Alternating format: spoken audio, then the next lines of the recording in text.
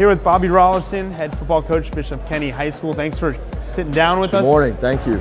Media Day, season's coming up. Yeah. Exciting stuff, I'm sure. You've been through this before, but what's different this year for you guys, upcoming season? I think the biggest difference is we have a very senior heavy class, more so than we've ever had since I've been at Bishop Kenny, which I'm going into my 4th year.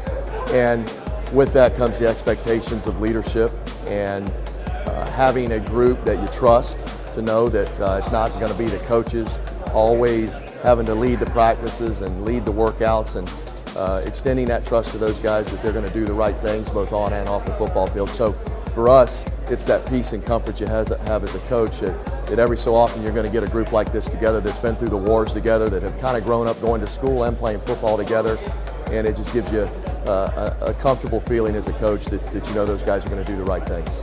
I've asked a bunch of coaches this upcoming season. Obviously, you go in as a head coach. I can't imagine you having those players and then they leave. Do you have any players that you're really going to miss, but then these new guys that are going to come in with an expectation, like a quarterback or a running back? We do. We've got, as I said, you know, the guys I brought with me today, Evan Lodeholtz, Michael Munder, Jack Rainey, all interior linemen on the offensive and defensive side of the ball. In the case of Michael Munder, he also plays linebacker.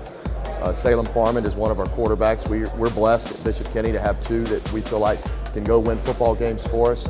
One of those is an underclassman, and his name is Tucker Talbot. And as I said, Salem is here with us today. So even though we do have a good and lofty group of seniors, we feel like that the underclassmen have learned a lot from those guys, seeing them go through the system too. And we're excited about those younger guys now that are going to have to step up in some roles and play.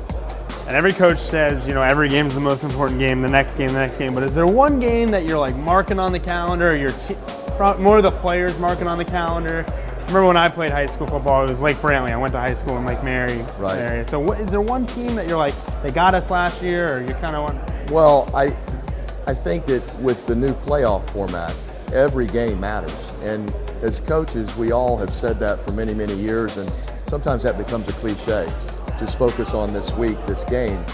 But this year, you're going to be awarded points based on the number of wins you have versus quality opponents, and so you got to make every week count.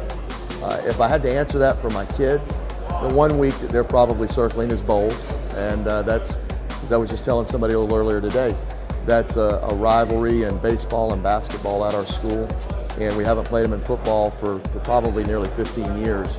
So I know our kids are looking forward to that. They've grown up with a lot of the young men that play at bowls, and it's a great chance for us to kind of renew that and start playing them again. And you talk about the new playoff format, and bowls is now, are they in your division? How does that work? Explain kind of.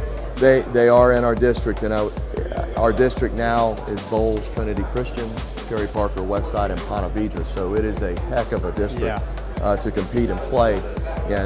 And the way that now works, my understanding is you will be awarded points for every win you get, and the more wins the team that you beat has had, the greater number of points you accumulate at the end of the season.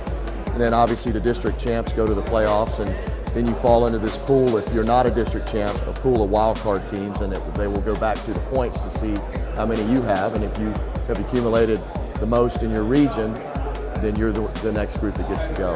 That should be interesting, Coach. It's going to be fun. It's I think a lot more eyes will be on high school football now than normally were, and obviously high school football here in Jacksonville is huge as it is, but I think this adds another level of, all right, what's going on now? Who beat who this week, and everybody kind of following standings, not just in your district, but in other districts in your class. I love it, Coach, and best of luck to you, man. Thank you. I appreciate you guys being here.